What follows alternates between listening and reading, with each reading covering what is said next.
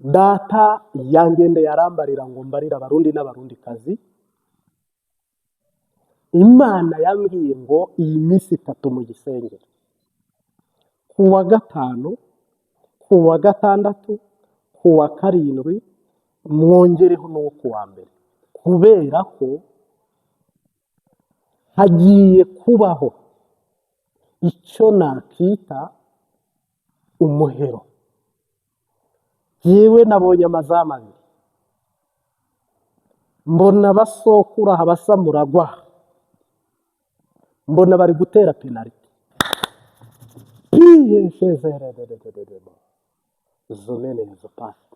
Mbona bari gutera penaliti. Ninde watsinze? Mana Nyagasani, Data wa Aburahamu na Isaka na Yakobo.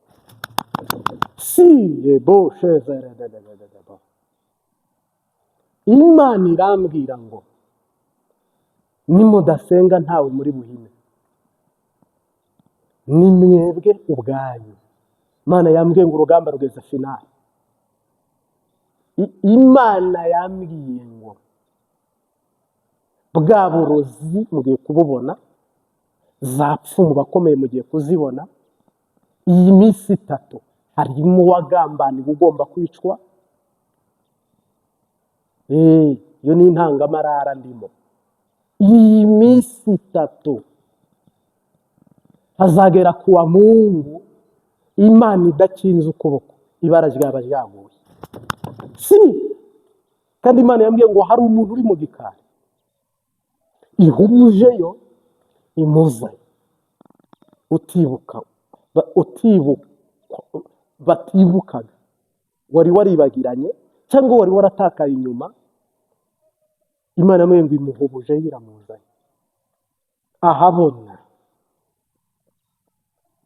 No kuvuga diplomasi politike y'u Burundi, mu bene gihugu b'u Burundi, mu gitsina gabo, mu gitsina gore. Imana yambwiye ngo hari umuntu ikuye mu gikarizanye. Rero Imana yambwiye ngo agatoki ku kandi, hora arambarira ngo Yuda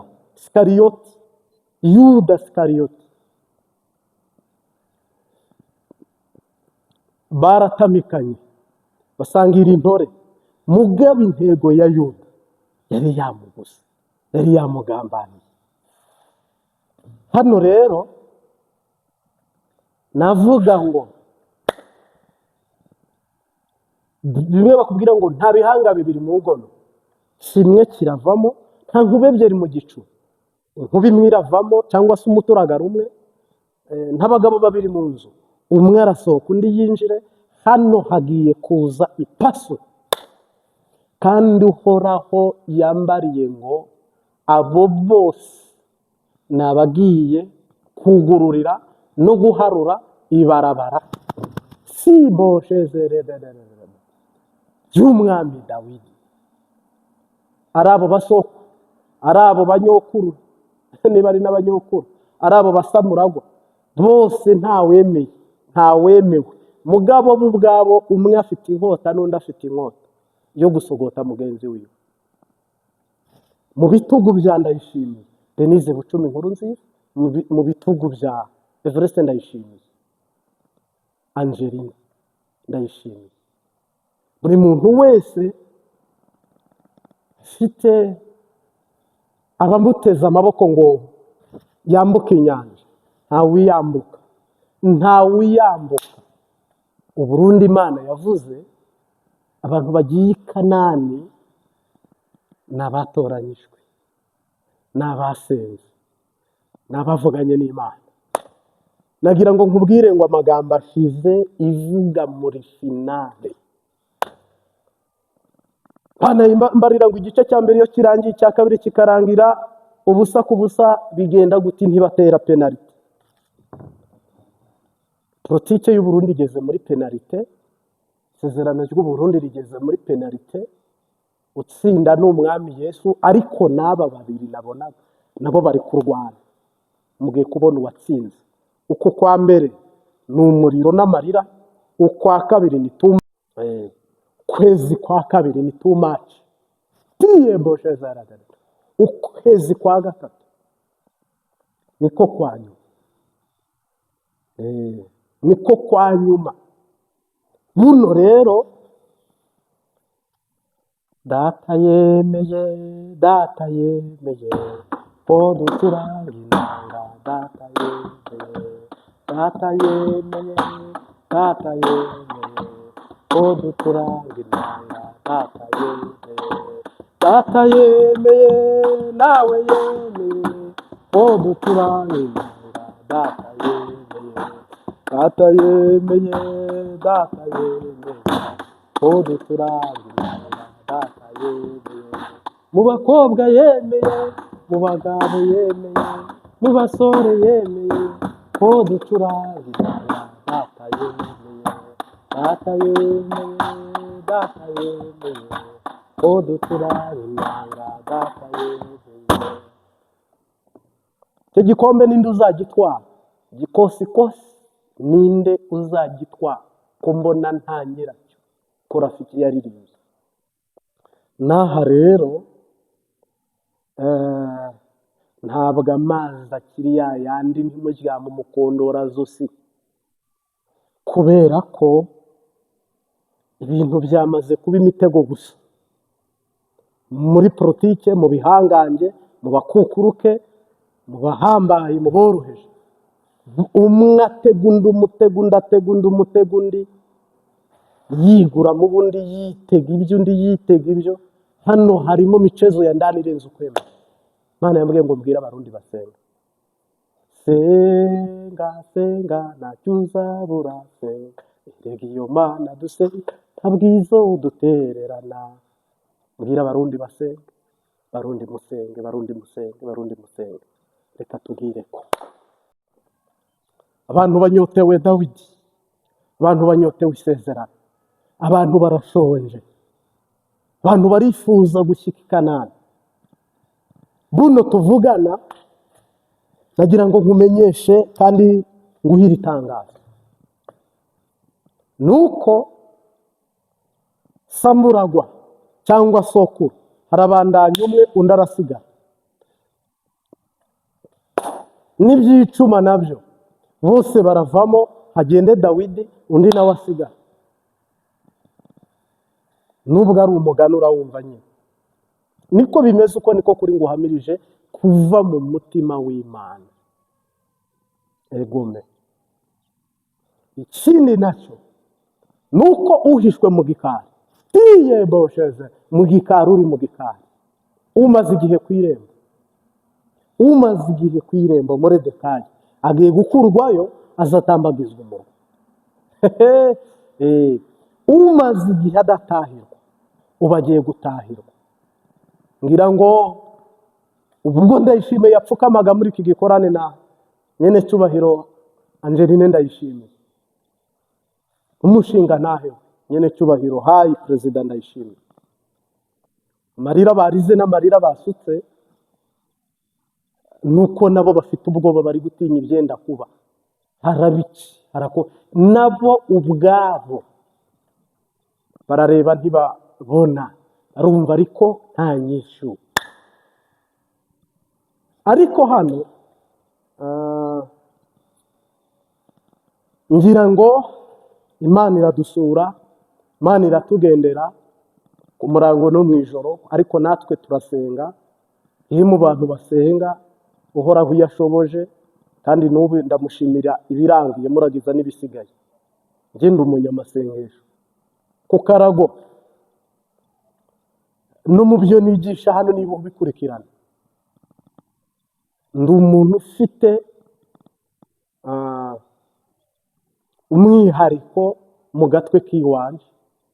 Ikindi nacyo, sindi umuntu hanura ibintu ngo nkubwire ngo nza, ngo tegereza, ngo bizaba. Sibyo none. Oya, ntabwo ndi umuntu wo kubwira abantu ngo Yesu mukazoza. Oya. Niyo mpamvu mu basokuru rwabize mesaje ziri gucicikana, mu basamuraga gwabize mesaje ziri gucicikana, kunyingisha abantu bakongera bagahura ariko bari separe. Wagize ngo bivuze iki? Bisobanuye iki? Bivuze umurenzaho. Uyu nta n'ibijumba wakera. Ubundi bajya bavuga ngo umurenzaho ngo yera ibijumbu, mugabo uyu murenzaho nta n'ibijumba wakera. Aba bose nta n'umwe Imana yatoranyije. Icyakora bo mu nyungu zo kugira ngo bititirirwa abagowe n'abarenganye, mwebwe ubwanyu nimwe mutwaye inkota yo kwicara, kandi umwe afite inkota n'undi afite inkota. Uza gutanga undi arayimubyoroka mukama w'ikigongo. Aha mwiyumvira ko hari undi wundi mutegereje? Umwanzi w'umuntu ari mu nzu ye, umwanzi w'umuntu bari gusangira, ugambanira Yesu wamaze kumugura. Angeline igeze asenga ngo uwaguze Yesu baragendanaga, barasangiraga. Ngira ngo buno na Denise Bucumi inkuru nziza yagaragaye muri aya masengesho, banda kugarika, banda birabe. Aha ni mu rusengero ndi afitiye byinshi mu kiganza ciwe, harimo ibyiza gusa binezeza umutima. Imvura iraguye, isi icuze umwijima. Kuri bamwe akaga karaguye, ku bandi n'ibyishimo. Navuga buno rero ngo mu ruhande rw'umwuka ibintu bigiye kuva mu mwuka bize mu mubiri. Noneho mu ruhande rw'umubiri abantu bagiye guhumuka, ibyari bihishwa amaso yabo, ibyari bihishwa amatwi yabo babibone. Iminsi 3 isigaye, abarundi bari mu gihugu musenge, kuko shetani agambiriyemo ibintu bibi cyane. Umunsi wa gatanu, umunsi wa gatandatu, n'umunsi w'indwi kuwa Mungu, ndetse cyane n'umunsi wa mbere hendi ya dimashi. Umunsi wa gatanu uvuze n'ejo, umunsi wa gatandatu mbisubiyemo nk'umuhanuzi. Mube maso. Ninde uri kugambanirwa ngo yicwe? Mu gikorane kiri kuba cyatangiriye Igitega, cyitabiriwe n'abasamuragwa n'abasokuru, nk'uko wabibonye ku mbuga ngurukanabumenyi ahatambutse hose. Ntabwo ibintu ari amahoro, ishyamba si ryeru, amazi ntakiri yayandi. Ahubwo navuga ngo isaha ku isaha mushobora kumva ibara riguye, kubera ko umunsi wo gutora, umunsi wo kurobanura, umunsi wo kwimika, harimo umuntu udakenewe kugaragaramo hano. Harimo umuntu ukwiye kuba atabangamira inyungu z'abantu. Ndetse umushikiranganje muri fone, nubwo tageta atari wiriho, ariko nawe mu musengere. Yego muramuzi, avuze inshuro nk'ebyiri ababwira ngo abantu b'ibihangange bari kugenza ubuzima bwe, bari kumurondeza, bari kumuhiga, nyuma y'uko yanze inzira z'ibiturire. Nawe mu musengere, muba muri musengere, mubo muri busengere. Ubu igihugu kigeze ahantu kiri kuvuga ngo harabi, harakorwa iki? Doka amasaha mwari kuba abana menshi, ndetse n'iminsi mwe muri kubona ko itinze, ariko ikizanye uwakikwere. Iki iminsi yikoreye ugihishuriwe, wabwira Uhoraho ngo ndakwinginze, amaso yanjye n'amatwi yanjye ntakwiye kwitegereza no kureba ibintu bisa uko onye cyangwa bimeze uko. Wapi vrema? Buno rero niba uteze amatwi Imbabazi TV 3, turagushimira gutangurana natwe iteraniro ukarisozanya natwe n'umwanya ubutumwa bwiza, buno buhanuzi. gendi generali profete Marti mimi. Nagira ngo rero mbwira abantu bategera uru rubuga, mwongereho amasengesho saa 9 y'ijoro, mwongereho amasengesho ku murango ndetse no mu ijoro, kubera ko Yuda umugambanyi, Yuda Sikariyoti, Yuda niba atari guhiga Samurago ari guhiga sokuru cyane gose. Ego me Samurago akaba atari guhigwa, sokuru ari guhigwa, kandi basangirira ku meza amwe, kandi umwe atamika undi ntore, kandi baravuga ururimi rumwe, bose ni Abayuda.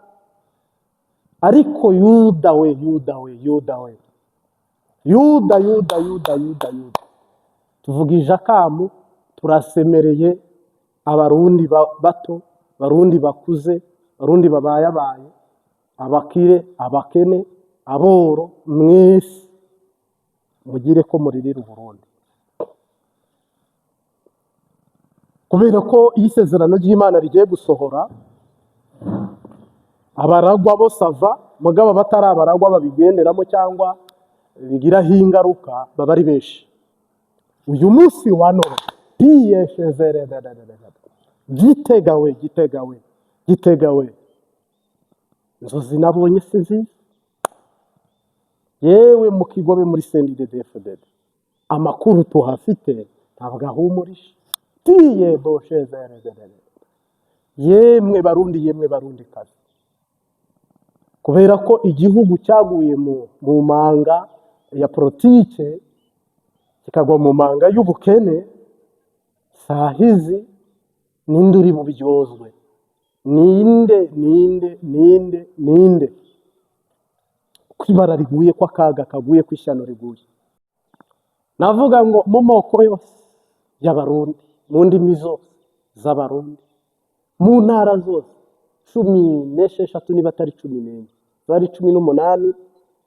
Mperuka ku bwa nkuru nziza bazigabanyije, ariko no ku bwa Neva ngira ngo barazikoroye. Buno rero Abarundi bategereje itangazo, Abarundi barindiriye ikiba. Nimbonera kuru ubwazo nazo zirarurereye, zirimo ziribaza ibiri bube.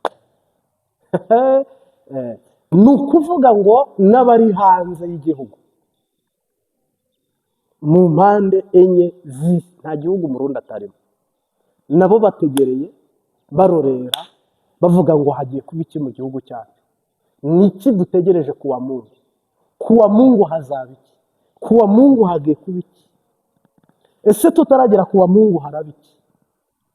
Bwa burozi Imana yavuze, kwa kwicana Imana yavuze, ya makuru Imana yagiye itanga, kuko je ndemera ko ndi umuhanuzi, ndemera ko Imana yankoresheje, ndemera ko nta n'ikinyoma gifite dufite cyangwa se gihari. Ariko mu gikari hari ugiye gukurwayo, ariko hari n'undi bagiye kwambika igitambaro bamujyana ahiherereye.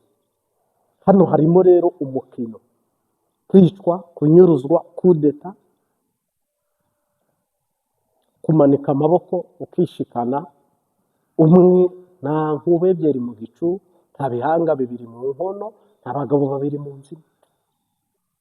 Rero muri ivyo wumvise Abarundi bararurera, diye boshezere, nabo bari kwibaza ibigiye ko. Ariko umucyo naguha, CNDD y'ubwayo hagiye kubamo icyo nakita akajagari ka nyuma, hagiye kubamo icyo nakita vurugu ya nyuma, hagiye kuba icyo nakita guseba kwa nyuma no kumaramara kwa nyuma, hama bo bibaviremo umuhero no kwirimbura, hama inzira cyangwa ibarabara bari guharura niryo Dawidi agiye kunyuramo cyane gose.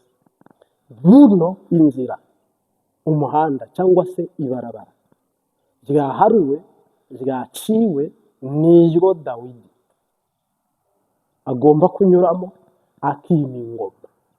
akima ingoma. Yesu Kristo mwana w'intama w'Imana. Egome. Nukuvuga rero CNDD-FDD igihombo cya mbere muri iyi minsi igera muri 4 ariko ikomeye ni 3, isaha ku isaha kwibonekeza kugwa mu ruhombo batigeze babona wo gutakaza no kubura. Hama iyi ndwi mugiye kuzatangura ni finali, ni too much. Hama uku kwezi kwa kabiri,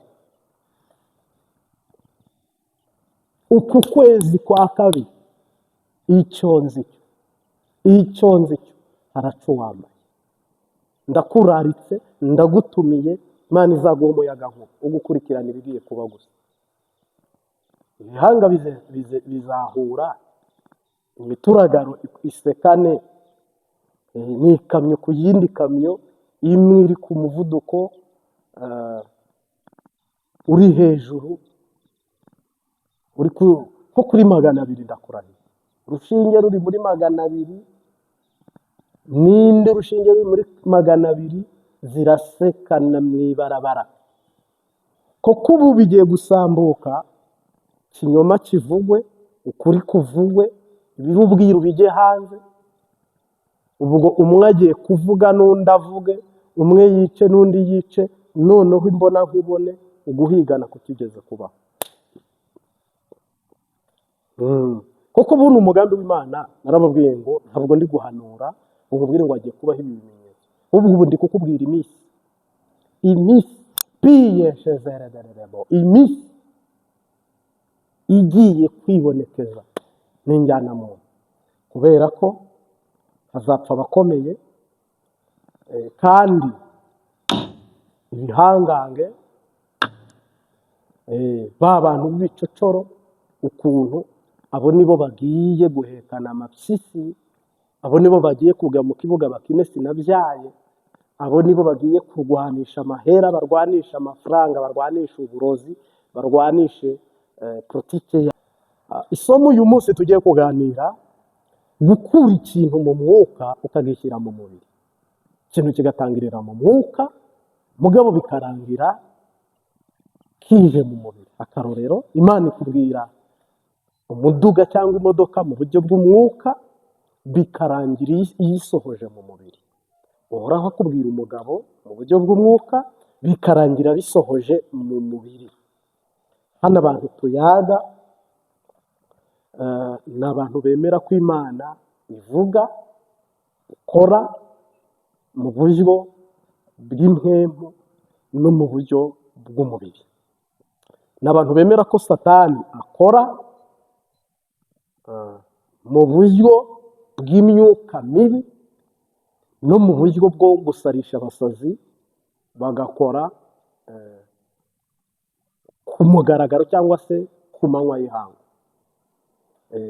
Uyu munsi wa none navuga ngo gukura ibintu mu mwuka tukabishyira mu mubiri ni ugukura ibintu mu ijuru tukabishyikiriza wowe, cyangwa ukabikura mu ijuru ukabyishyikiriza. Ni irihe barabara rishyika? Ni iyihe nzira ishyika?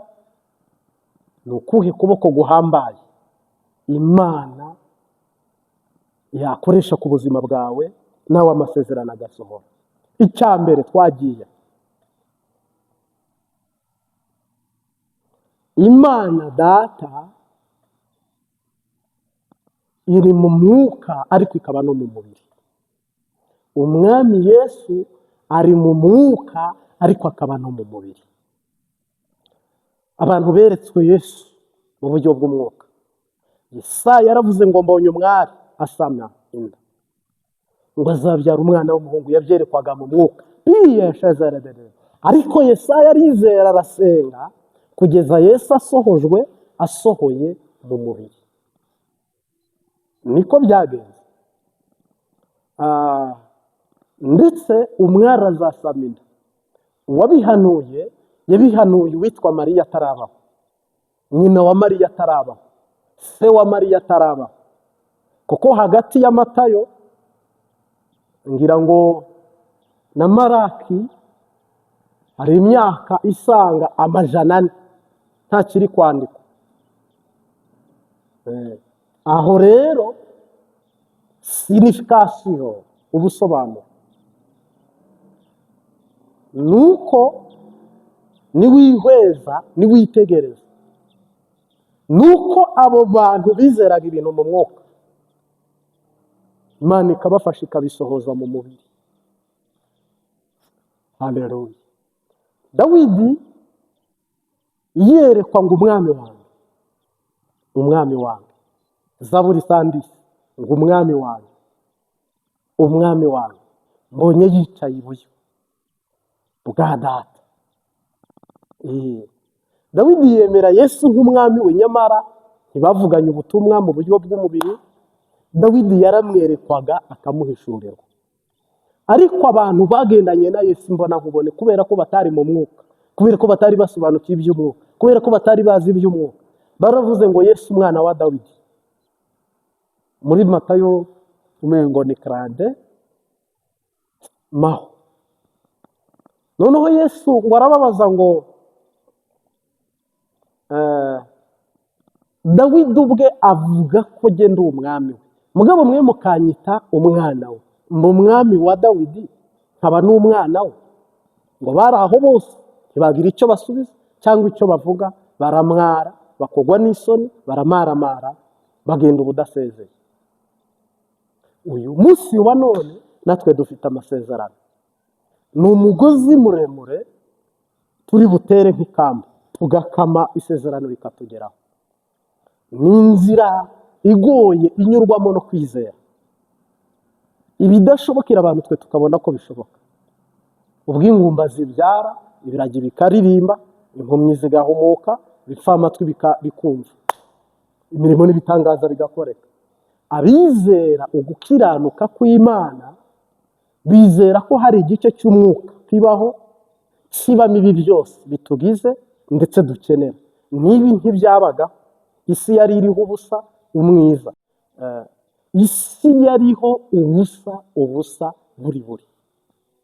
Mugabo ngo arategeka, habaho ibi, isi iramerere, irarumbuka. Haza n'ijambo ngo tureme umuntu mu ishusho yacu.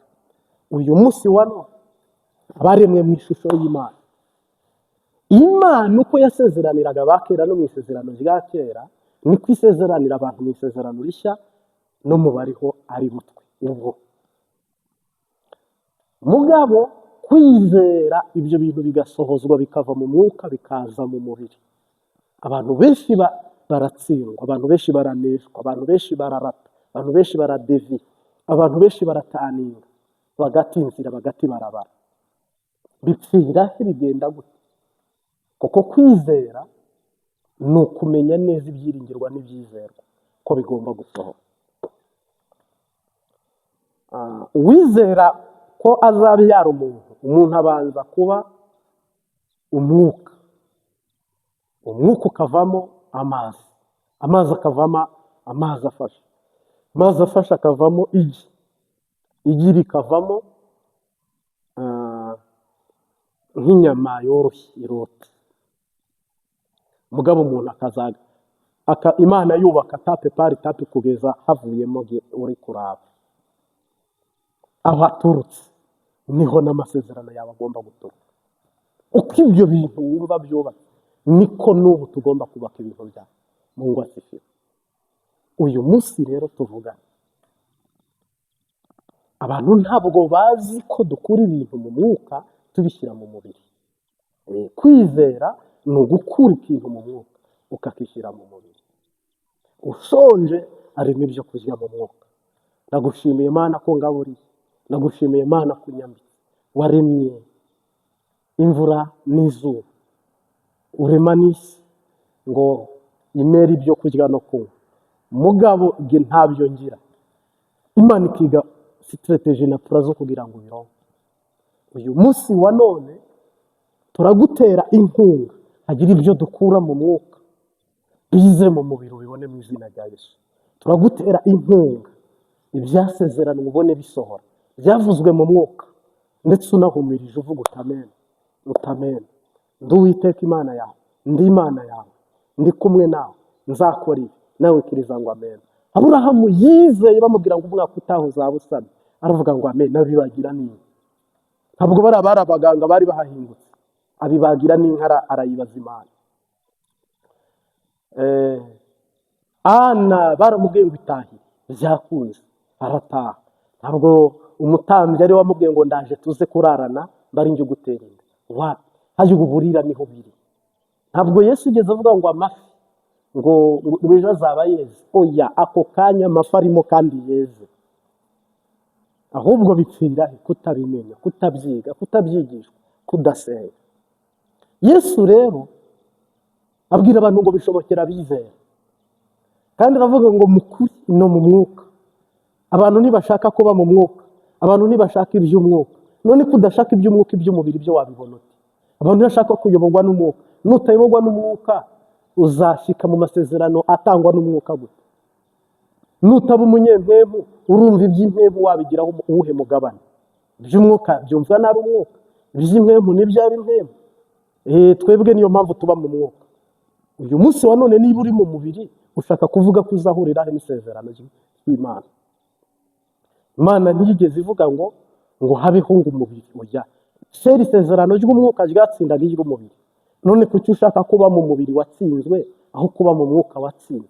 Koko Bibiliya iravuga nuko Isaka atsinda Ishimayeli, nibyo.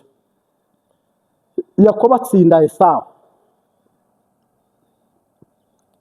Ibyo bintu byose nubyitegereza, nubyihweza, bishatse kuvuga ko ikibyawe n'umubiri n'umubiri, ariko ikibyawe na mwembo ni mwembo. Ubatijwe n'umwuka ababatijwe n'ijuru, ubatijwe n'abantu ababatijwe n'isi. Ego rero ijya muri ikipe idatsindwa, ijya mu ikipe ikuriye andi makipe, ijya mu ikipe ifite ubudahangarwa. Haleluya. Ijya mu ikipe ifite uburinzi. Mungu ati haleluya. Uyu munsi wa none bitegerezwa kuva mu mwuka bikaza mu mubiri, kandi ukabibonesha amaso yawe. Koko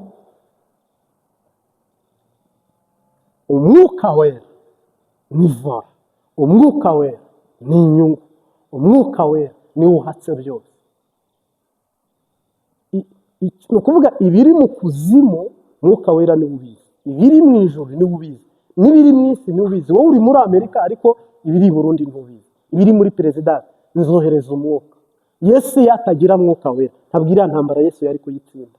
Iyi ntumwa Yesu atazibatiza mu mwuka wera ntabwo zari kugeza ubutumwa aho zagombaga kubugeza ngo natwe budushyikire. Nawe iyo utaza kugira mwuka wera ntabwo bino ubasha kubyumva. Ahubwo urugezi uriho pandisha, urugezi uriho duza, duga. Birondere ndabirondere iby'Imana birarondera, iby'Imana birarondera, iby'Imana birarondera, iby'Imana birarondera. Birondere ndabirondere iby'Imana birarondera, iby'Imana birarondera, iby'Imana birarondera, iby'Imana. Birondere ndabirondere iby'Imana birarondera, iby'Imana birarondera, iby'Imana birarondera, iby'Imana birarondera, iby'Imana birarondera. Ngo amasezerano y'Imana iyo wamaze kuyahabwa ujye usenga ubwire kwizera, oya ntabwo azahera azaza. Amasezerano y'Imana iyo wamaze kuyahabwa ujye usenga ubwire kwizera, oya ntabwo azahera azaza. Ni ukuvuga ngo Imana yabwiye Abisiraheli Kanani yibabwira mu mwuka ngo nzabaha igihugu nasezeraniye ba sogokuru. Ntibari bazi inzira, ntibari bazi aho giherereye, ntibari bazi iyo kiri. Imana ibwira abantu ngo nzabaha ubutunzi buke ahantu hatagaragara, ufite imfunguzo za Dawidi z'umurwa. Avuga yeruye ati njye ukinga ntibakingure, njyewe ukinga ntibakingure, njye ukingura ntibakinge. Avuga aya magambo yeruye. Nuza kwitegereza Bibiliya rero iyo yabayeho ngo ni ibyahumetswe n'Imana mu mwuka w'ubuhanuzi, uhereye mu ijambo ribanza Bibiliya kugeza mu risoza Bayibuli. Turi mu buzima bwahanuwe, hazabaho, hazabaho, hazabaho. None ababikweze biri gusohora ko ku isi ari prolonge yagiye imara ibihe n'ibihitano. Ikinyejana cya 3 turimo biri gusohora. Wowe harabura iki ngo dutere amavi hasi, dushinga inkokora, turambye, hama tumere nk'abantu niba baranabihambira, harimo abarokore b'abagome ngo bayahambira, abarozi bakabiboha na nyir'ubwite akabyangiza. Imodoka aho yagwa hariho hose bazana breakdown, bakohereza y'amakamba, bakayikama, bakagenda bakurura kugeza bayishubije mu ibarabara. Uravayo nubona depanaje mu izina ry'Umunyanazareti. Isezerano ryawe riravuka ku buzima bwawe n'igihugu cyawe mu izina ry'Umunyanazareti. Sasa rero ndi umwe mu banyamasengesho bo kugushyigikira no kugufasha. Nawe tera intambwe imwe, Yesu Kristo aguterere 99. Izere bive mu mwuka bize mu mubiri. Tahura isomo ry'ibintu biba mu mwuka n'ibiza mu mubiri. Mwami Yesu turagushimiye ko ari wowe ukura ibintu mu buryo bw'impemvu bikaza no mu mubiri kandi ukabiturosa.